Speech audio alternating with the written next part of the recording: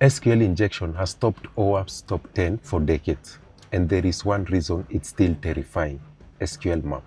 If you're not using this tool to test your defenses, I guarantee you someone else is using it to find them. This isn't just a script, it's an open source powerhouse. It automates the detection and exploitation of SQL injection flows in seconds. It supports nearly every database management system on the planet.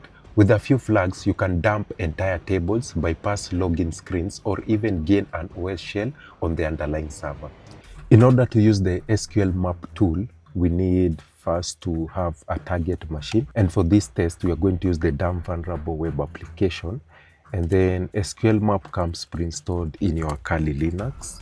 Okay, so you don't need to install it. You can see it's pre-installed. So what I'm going to pick here in our web application, I'm just going to pick the session ID, because we are going to need the session ID so that we can bypass authentication and to be able to test if our application is vulnerable to SQL injection. So I'll go to storage. Then there is this part here. I don't know if it's visible. Yeah. So we have this PHP SESSID.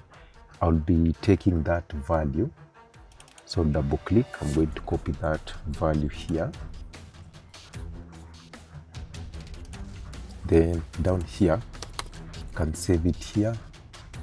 Then I'll also pick the security law. We'll also be needing that. We'll be using that URL. So I'll come down here. I'll paste that URL. So I'm crafting a payload that we can use.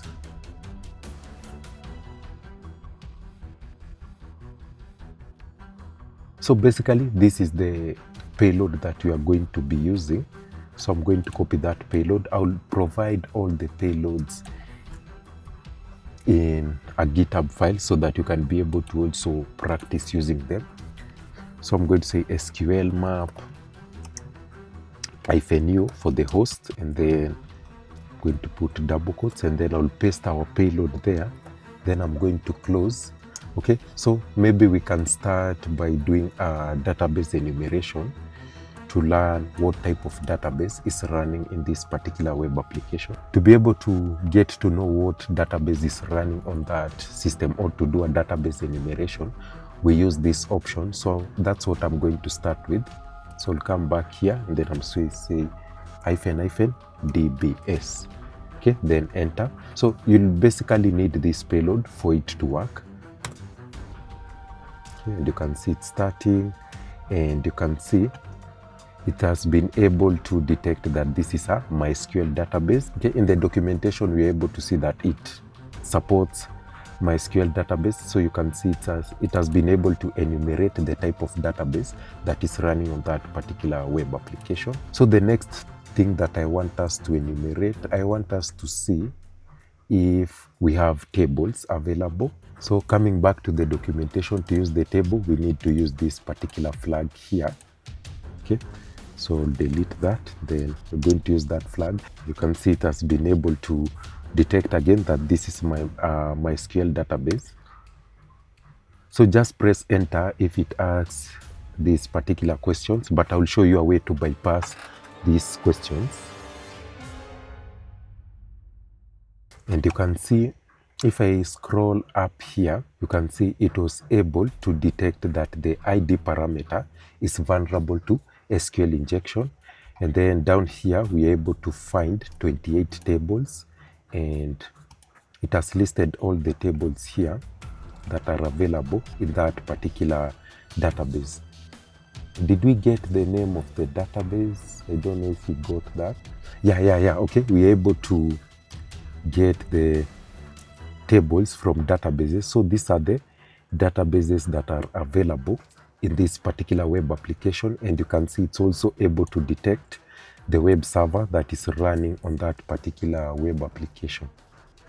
I'm looking for a table that seems interesting. Okay, we have this database called DVWA, and inside this database you can see we have two tables. We have the guest book and the users.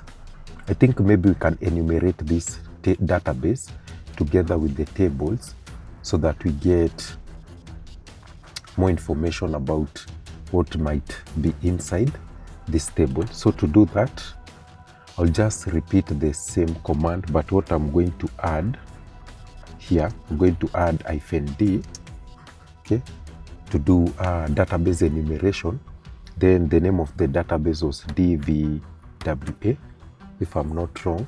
Then I want to do I want to get more information about the tables that are there. Okay, and you can see we're able to get the tables for that particular database. So the next thing that I want to enumerate the columns that are inside this database called DVWA and inside the tables that we are able to detect up here. And with that, you can see we have been able to enumerate the columns. So the guest book table has 3 columns: comment, name, and comment ID. But this table called users has 6 columns. You can see we have the user, the avatar, first name, last name. We also have a password column, which is very interesting. And then we have the user ID column. Okay, so right now I want to maybe do more enumeration on this particular table called users. I'm going to add the option for columns. Then I'm going to add -t. Then I'm going to say that I want to do enumeration for that particular table called the users. Then enter.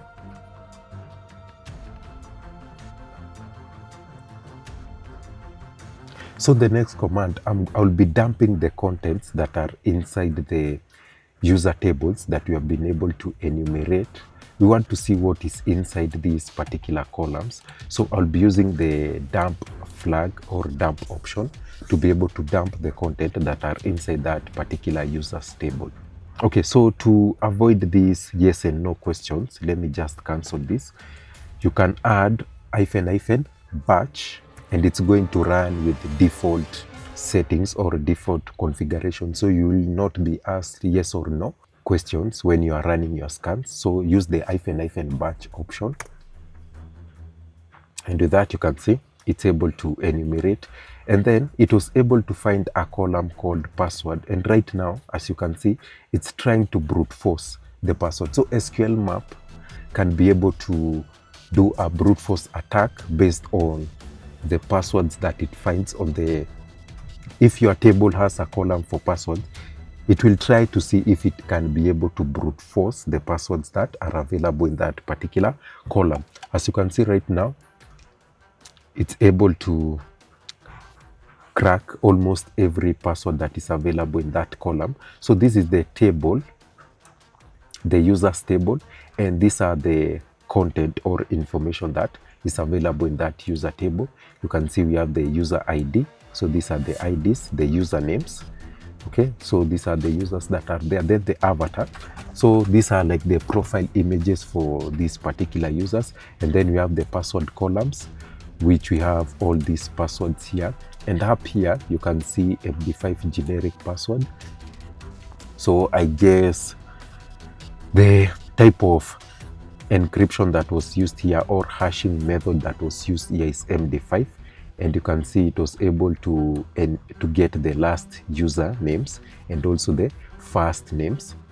And it did a brute force attack on those passwords, or basically a dictionary based attack, and it was able to find the value of all these passwords. Okay, that's it for this video. If you like the video, make sure to hit the like button, subscribe for more of the same contents, and if you have a suggestion of what video I should do next, make sure to leave a comment in the comment section. I'll catch you in the next video. Peace.